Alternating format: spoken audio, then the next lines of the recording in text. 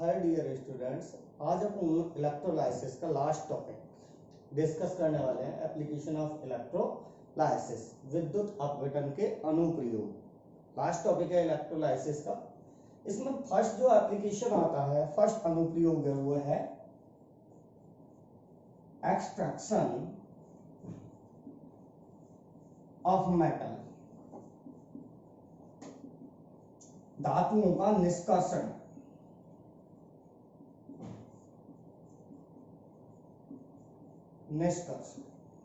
Extraction of metal.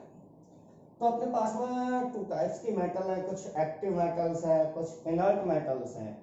तो अपन SRP के values, standard reduction potential, मानक अपचयन विभव की वैल्यूज के आधार पर इन्हें दो पार्ट में डिवाइड कर लेते हैं।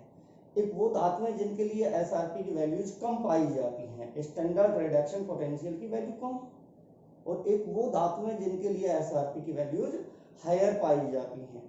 तो सबसे पहले बात करें कि the metals having lower value of SRP, lower value of SRP as like sodium, potassium, magnesium, aluminium. That means अपन कहे तो यहां पर फर्स्ट ए ग्रुप की metals, that means alkali metals, क्षारीय धातुएं, क्षारीय धातुएं। सेकंड ए ग्रुप की metals except beryllium, all are called alkali earth metals, earth metals. That means क्षारीय मृदा धातुएं, मृदा धातुएं। और ये कंसीडर किया हुआ है अपन ने एल्यूमिनियम। इन सब के लिए एसआरपी की वैल्यूज हैं वो लोअर होती हैं, लो वैल्यूज ऑफ एसआरपी, यानी कि मानक अपचयन विभव की वैल्यूज नेगेटिव पाई जाती हैं, बहुत कम होती हैं। तो देन अपन पॉइंट कहते हैं कि ऐसी धातुओं का जो एक्सट्रैक्शन करते हैं वो इनकी मॉल्टन स्टेट से करते हैं या फ्यूज स्टेट से, यानी कि जो भी इनका मेटल्स का सॉल्ट है उसकी मॉल्टन स्टेट, फ्यूज स्टेट यूज में लेते हैं। एक्वस सॉल्यूशन से अपन इनको फॉर्म नहीं कर सकते हैं। यानी कि अपन पॉइंट करें तो the metals having lower value of SRP can be extracted from मॉल्टन state, does not form aqueous solution of their salts। जैसे कि फॉर एग्जांपल अपन कैल्शियम की बात करें, एक्सट्रैक्शन ऑफ कैल्शियम, कैल्शियम धातु का फॉर्मेशन करना है अपने को, कैल्शियम धातु का निष्कर्षण करना है। तो अपन मॉल्टन स्टेट में, दैट मीन्स गलित प्रावस्था में, कैल्शियम का क्लोराइड या ऑक्साइड यूज में लेते हैं, as a like molten calcium chloride use में लिया। इसका इलेक्ट्रोलाइसिस करते हैं with the help of platinum electrodes. यहां पर अपन देखें कि ये अपन ने इलेक्ट्रोलाइटिक सेल यूज में लिया, ये प्लेटिनम इलेक्ट्रोड यूज में ली।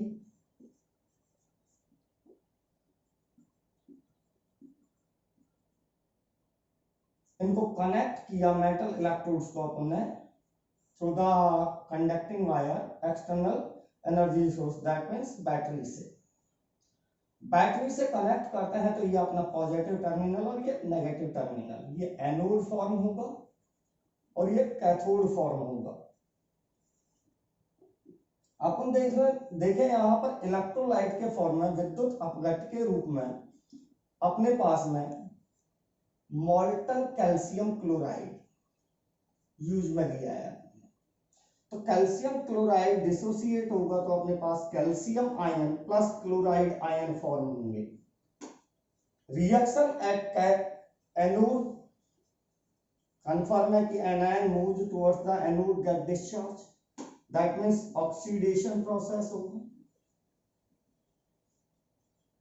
तो अपन यहां पर देखें कि क्लोराइड आयन ऑक्सीडाइज होकर के क्लोरीन गैस फॉर्म करते हैं। Reaction at cathode,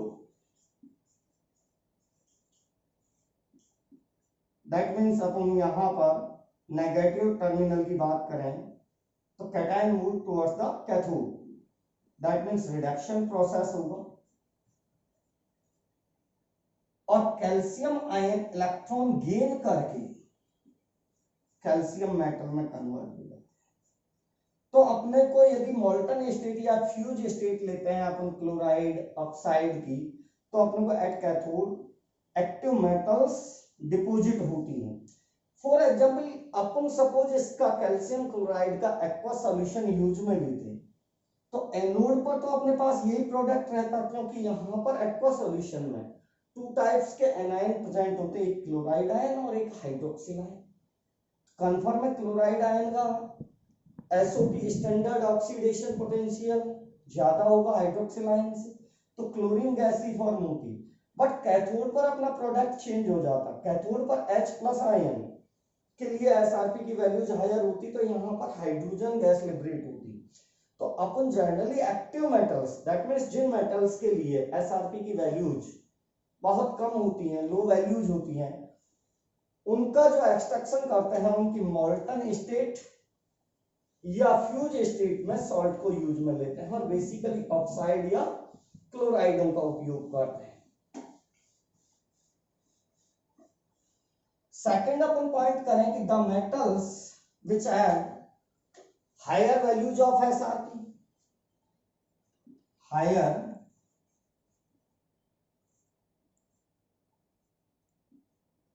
value of SRP can be extracted from molten state as well as aqueous solution of their salts। यानी कि जिन धातुओं के लिए मानक अपचयन विभव स्टैंडर्ड रिडक्शन पोटेंशियल के मान बहुत अधिक पाए जाते हैं, उनका निष्कासन उनकी मोल्टन स्टेट से यानी कि गलित प्रावस्था से और उनके एक्वस सॉल्यूशन से किया जा सकता है। वहां पर भी अपन क्लोराइड या ऑक्साइड यूज में ले सकते हैं या सल्फेट यूज में ले सकते हैं, दैट मींस उनके सॉल्ट्स का इलेक्ट्रोलाइसिस करें। जैसे कि फॉर एग्जांपल जैसे Cu है, Ag है, Hg है, ये सारी हायर वैल्यूज है इनके लिए। जनरली अपन कहें तो नियरली अपन कहें कि हाइड्रोजन ECS की बात करें इलेक्ट्रोकेमिकल सीरीज में, जो मेटल्स हाइड्रोजन से ज्यादा पोटेंशियल रखती हैं, दैट मींस जिनके लिए एसआरपी की वैल्यूज पॉजिटिव है या नियरली हाइड्रोजन है, एज लाइक निकल है, जिंक है, इनको कंसीडर कर सकते हैं आप।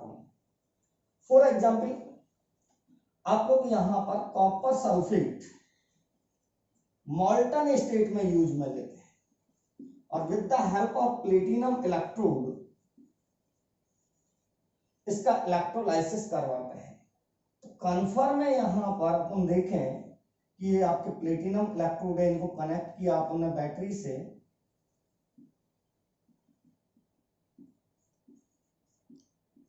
यहां पर इलेक्ट्रोलाइट के फॉर्म में मोल्टन स्टेट में कॉपर सल्फेट है। मोल्टन स्टेट में होगा तो ओनली कॉपर सल्फेट है, डिसोसिएट होकर के Cu+2 ion plus sulphate ion होंगे। Reaction at anode that means positive terminal पर ऑक्सीडेशन प्रोसेस होगा, ओनली अपने पास सल्फेट आयन है, सल्फेट आयन ऑक्सीडाइज होकर के यहाँ पर सल्फेट आयन में कन्वर्ट होते हैं, H2O8 2+2 इलेक्ट्रॉन्स रिलीज होते हैं। बट कैथोड पर अपने को मेटल डिपॉजिट होगी, एट कैथोड रिडक्शन प्रोसेस होगा। कंफर्म है कि कॉपर मेटल ऑब्टेन होगी, Cu+2 आयन तो इलेक्ट्रॉन गेन करके रिड्यूस होंगे और कॉपर मेटल यहाँ पर निक्षेपित होगी। तो जो कॉपर मेटल अपने को डिपॉजिट हो रही है या ऑब्टेन हो रही है या प्राप्त हो रही है, वो कहाँ प्राप्त हो रही है? कैथोड पर। सपोज अपन यहीं पर मोल्टन स्टेट की जगह एक्वस सॉल्यूशन यूज में ले लें, कॉपर सल्फेट का एक्वस सॉल्यूशन यूज में लेते हैं, तो अपने पास में फिर भी कैथोड पर कॉपर मेटल ही डिपॉजिट होगी, Cu+2 ion plus sulphate ion, और वाटर भी आयोनाइज होगा क्योंकि एक्वा सॉल्यूशन में वाटर प्रेजेंट है। तो reaction at anode that means positive terminal पर ऑक्सीडेशन प्रोसेस होगा। कन्फर्म है यहाँ पर anion move towards the anode, एक सल्फेट आयन एक हाइड्रोक्सिल आयन है। हाइड्रोक्सिल आयन के लिए एसओपी की वैल्यूज ज्यादा है तो ये ऑक्सीडाइज होकर के ऑक्सीजन गैस फॉर्म करता है, अपने पास ऑक्सीजन गैस इवॉल्व होगी एट एनोड। और एट कैथोड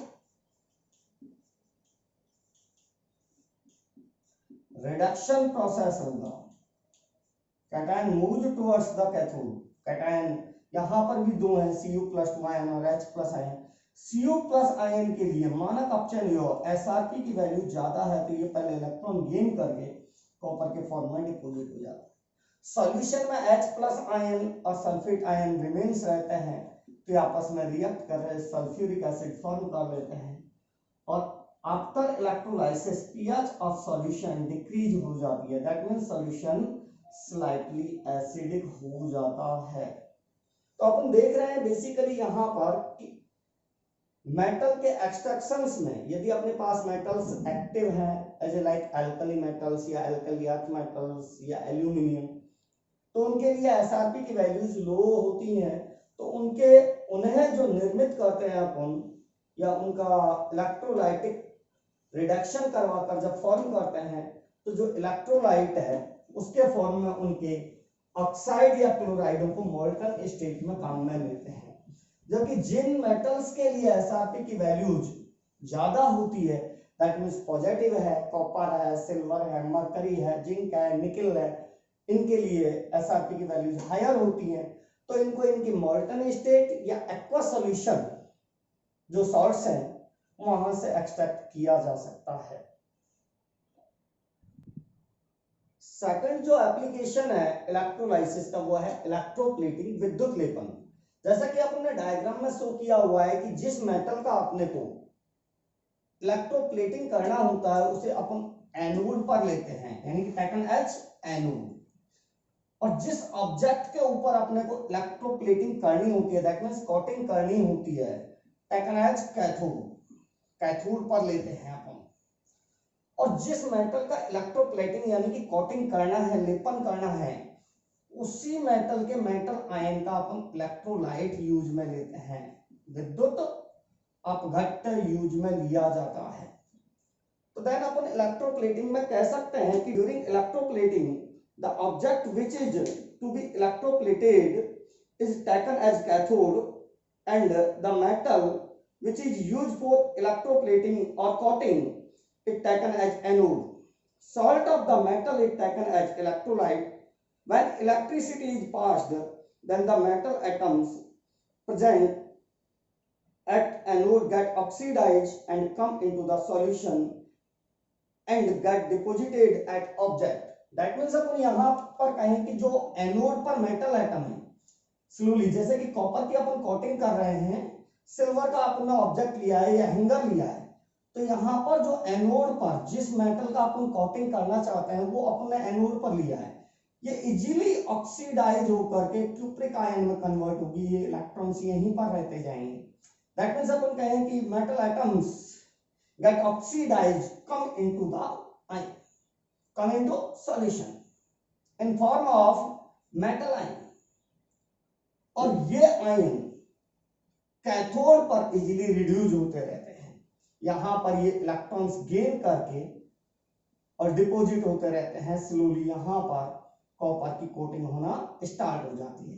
तो फर्स्ट जो पॉइंट आता है इलेक्ट्रोप्लेटिंग में, विद्युत लेपन में, कि जिस मेटल का अपने को इलेक्ट्रोप्लेटिंग करना है, कोटिंग करना है, उसे अपन taken as anode, that means anode पर लेते हैं।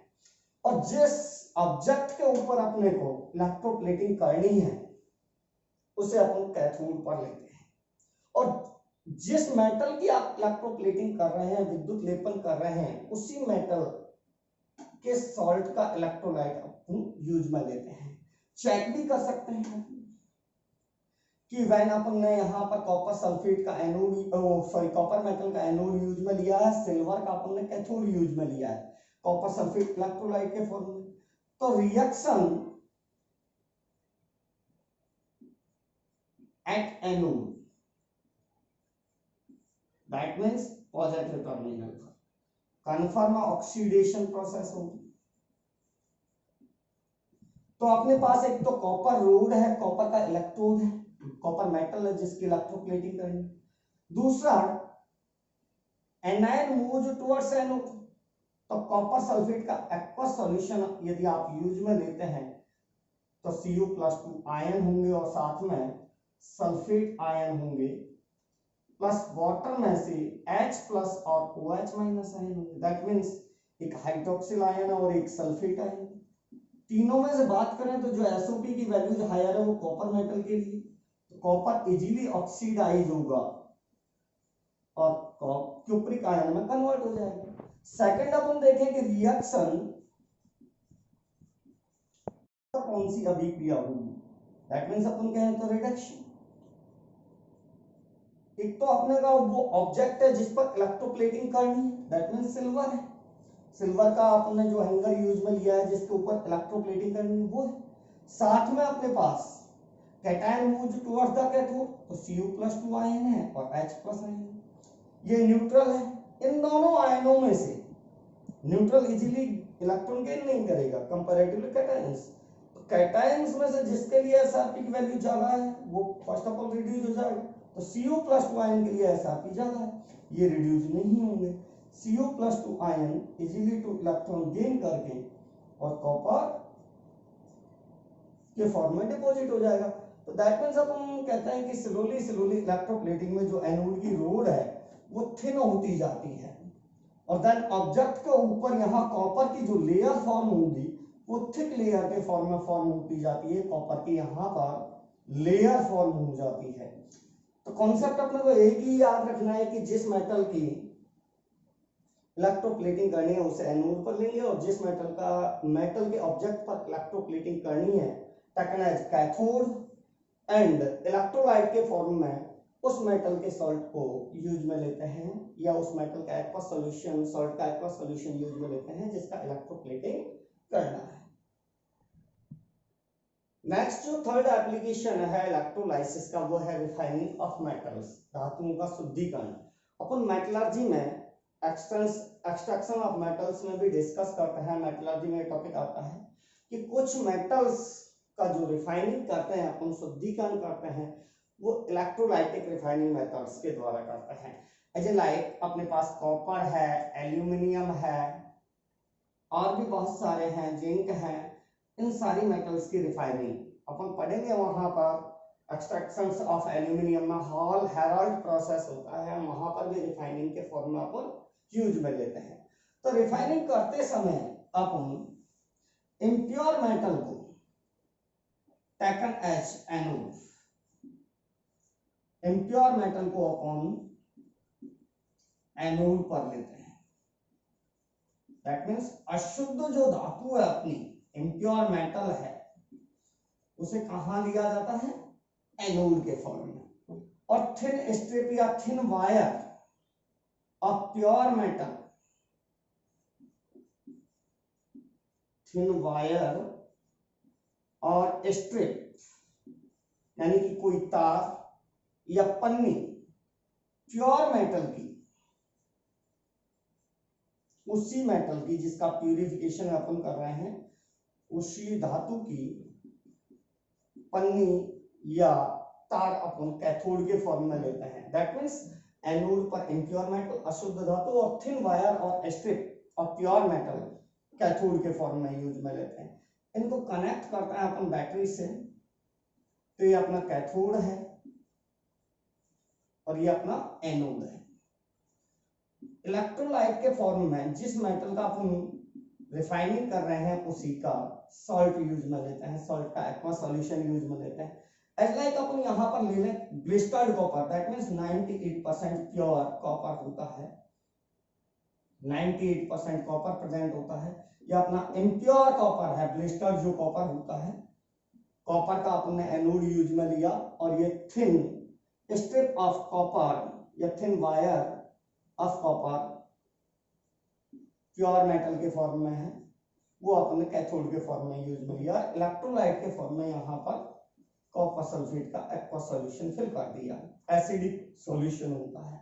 तो यहाँ पर इलेक्ट्रोडों पर जो रिएक्शंस होंगी बेसिकली अपन देखें यहाँ पर reaction at anode, that means positive terminal पर कन्फर्म ऑक्सीडेशन प्रोसेस होगी। तो एक तो कॉपर है अपने पास, एक कॉपर सल्फेट का अपने इलेक्ट्रोलाइट लिया है, तो ये आयोनाइज होकर के Cu+2 ion plus sulphate ion form करेगा। साथ में वाटर है अपने पास, एक्वा सॉल्यूशन है तो H+ और OH- आयन फॉर्म होंगे। तो anion move towards the anode, sulphate ion और हाइड्रोक्सिल आयन कन्फर्म है, यहां से हाइड्रोक्सिल आयन ऑक्सीडाइज होंगे, सॉरी हाइड्रोक्सिल और सल्फेट आयन के कंपैरिजन में एसओपी की जो वैल्यूज है स्टैंडर्ड ऑक्सीडेशन पोटेंशियल वो कॉपर की ज्यादा है। कॉपर ऑक्सीडाइज होकर के Cu+2 आयन +2 इलेक्ट्रॉन्स में कन्वर्ट होता है। दैट मींस ये जो इम्प्योर मेटल है वो स्लाइटली ऑक्सीडाइज होते होते होते होते ये इन फॉर्म ऑफ आयन सॉल्यूशन में आते रहते हैं, तो धीरे धीरे ये थिन होती जाती है anode. Reaction at cathode, that means negative terminal पर कन्फर्म है रिडक्शन प्रोसेस होगा। तो अपने पास में cation move towards the cathode, एक H+ आयन, एक Cu+2 आयन और एक खुद कॉपर मेटल। तो यहाँ पर एसआरपी की वैल्यू Cu+2 आयन के लिए सबसे ज्यादा है, तो ये इलेक्ट्रॉन गेन करके इन form of copper metal deposit होते रहते हैं, ये सॉल्यूशन में पड़े रहेंगे। तो यहाँ पर धीरे धीरे इसके ऊपर प्योर कॉपर मेटल डिपॉजिट होती रहती है, यहाँ पर डिपॉजिट हो जाती है, और जितने भी इम्प्योरिटीज होती हैं वो एनोड के नीचे बॉटम में सेटल हो जाती हैं। These are called anode mud और एनोड पंख कहते हैं। और कॉपर के रिफाइनिंग के बारे में बात करें तो यहाँ एनोड मड के फॉर्म में कॉस्टली मेटल्स होती हैं, लाइक Au है, Pp है, Pd है, सिल्वर है। तो इनसे अपन इलेक्ट्रो रिफाइनिंग में जितना भी खर्चा होता है उसे निकाल सकते हैं बेसिकली। तो अपने को यहाँ कॉन्सेप्ट सिंपल सा याद रखना है कि जिस मेटल की रिफाइनिंग करनी है तो इम्प्योर मेटल को अपने को एनोड पर यूज में लेना है, और उसी मेटल का थिन वायर या strip in form of cathode use में लेते हैं, और उसी मेटल का सॉल्ट का इलेक्ट्रोलाइट यूज में लेते हैं। तो बेसिकली अपन इस रिएक्शन को कई जगह यूज में भी लेंगे, प्यूरिफिकेशन मेटल के एक्सट्रैक्शन में, रिफाइनिंग ऑफ मेटल्स में यूज में लेते हैं। नेक्स्ट जो टॉपिक होगा अपना इलेक्ट्रोलाइसिस के बाद अपन देखो इनिशियल कंडीशन में अपन ने सेल को दो पार्ट में डिवाइड किया था, एक इलेक्ट्रोलाइटिक सेल और एक इलेक्ट्रोकेमिकल सेल। तो इलेक्ट्रोलाइटिक सेल में भी अपने पास दो पार्ट होते हैं। फर्स्ट पार्ट था कंस्ट्रक्शन ऑफ इलेक्ट्रोलाइटिक सेल और इलेक्ट्रोलाइसिस, जिसमें अपने laws of Faraday for electrolysis and its applications discuss किए, न्यूमेरिकल डिस्कस किए। नेक्स्ट जो डिस्कस करेंगे अपन इसी का इलेक्ट्रोलाइटिक सेल का ही सेकंड पार्ट होता है, जिसमें conductance, conductivity, resistance, resistivity, molar conductivity, equivalent conductivity, Kohlrausch law, इन सबको डिस्कस करने वाले हैं।